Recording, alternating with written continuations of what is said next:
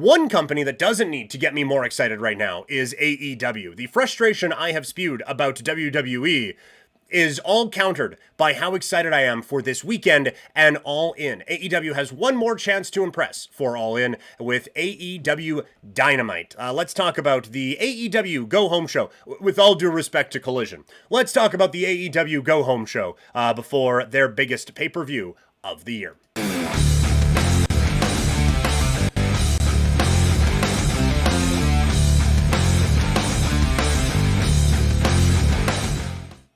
While the WWE is going with quantity over quality, AEW seems to be hitting the nice little middle spot of the Venn diagram of both, as we have a lot of very good stories peaking toward the biggest show of the year at All In. So it's one last chance to push for All In. The All-Star Tag Team match coming up on Wednesday, it should be wild. It is Moxley, Claudio, and the Young Bucks against Hangman, Ospreay, Shibata, and Hobbs. We saw the, Good versus Evil tag match with the Superman integration on last week's show. I think we're going to get something similar to just a wild, wild match in this one. And I think because of the combatants involved, there are actually quite a few interesting storytelling devices that you can use in this one to really start to make that final push to All In. So interested to see kind of the direction they go, because it does kind of feel like Hangman and Mox had their big kind of crescendo last week with Hangman challenging Moxley to Texas death and then hitting the buckshot on Marina Shafir, which if you are not a regular AEW viewer, all of that just sounded very strange, but it entertaining, trust me.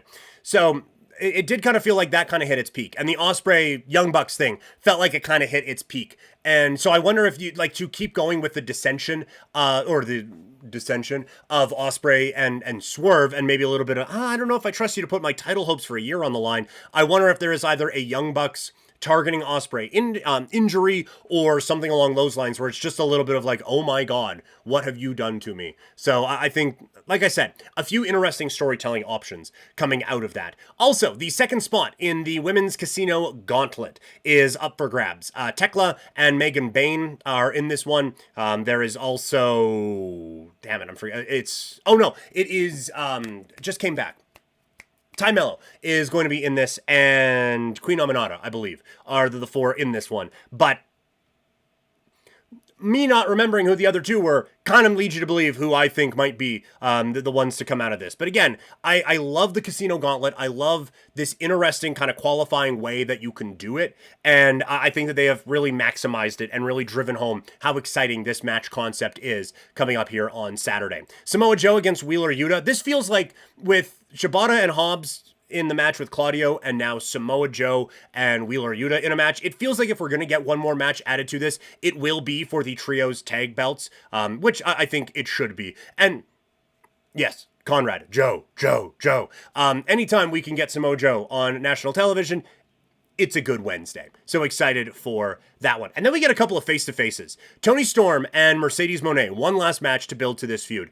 I think it has been an excellent build. And this one promo, I think, could take it over the top. Like, obviously, we are basically fighting for a new era in AEW with Hangman and Moxley. This is something that maybe it hasn't always been the most effective long-term story, but this is the big long-term story throughout AEW. And now AEW's Batman has a chance to take out the Joker's group with the Death Riders. So it has to be the main event. But goddamn, am I not wondering if this match should be the main event. I think this build's been great.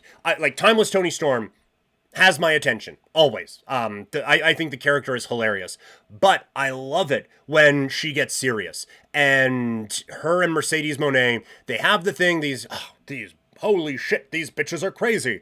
That was fun at the beginning, but now it has turned serious. And Toni Storm being focused and just serious on Dynamite last week, I think was great. These two have a chance to really, really sell this one and make it maybe the people's main event going into Saturday afternoon. And then Mark Briscoe and MJF with what is being marketed as a talkie talk. I think it's going to be really fun. I would imagine it gets pretty personal. I have said before, I think that my frustration with MJF is that he is very, very talented and a very, very good heel.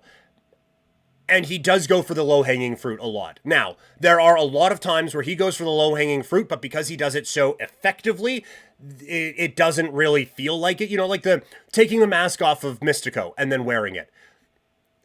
That's been done 1,000 times, and it'll be done 1,000 times more. But there was something about the way he did it that it didn't feel as low-hanging fruit. But I had real frustrations when he brought up Owen in the Jeff Jarrett thing. And this is just screaming MJF bringing up something about Jay Briscoe. And I don't think you need to do it. So I am going against what my therapist told me once and worrying about it twice, where I am worrying about something that hasn't even happened yet. And then when it happens, I will then worry about it again. But I have concerns about that. So I'm hoping that's not the direction it goes. But I think it's an interesting build to, like, basically I wanted MJF in a one-on-one match. This is not that, obviously. It is a Gauntlet Battle Royal.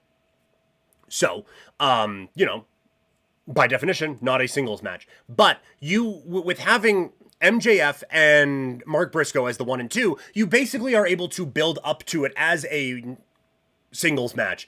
And then Mystico is going to come in and more people are going to come in and you can kind of build off of it that way. So I think it's been a really, really smart build for this. Overall, I have loved the progression from AEW to go from Double or Nothing to this one. And they have really, really hit their stride. And this is a chance to make a good exclamation mark on it. Conrad in the chat, new era for the women too will be nice. Yes, we're going to talk about the overall health of AEW here in a second. But yeah, like this is...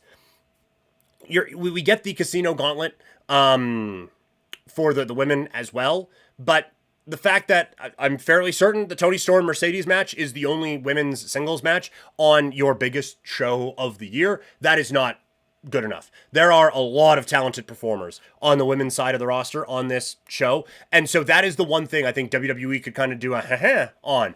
It's like, okay, like, yeah, biggest show of the year, whatever. We just did an all-women's event. What do you guys do? You had one match and then a battle royal. Cool, man.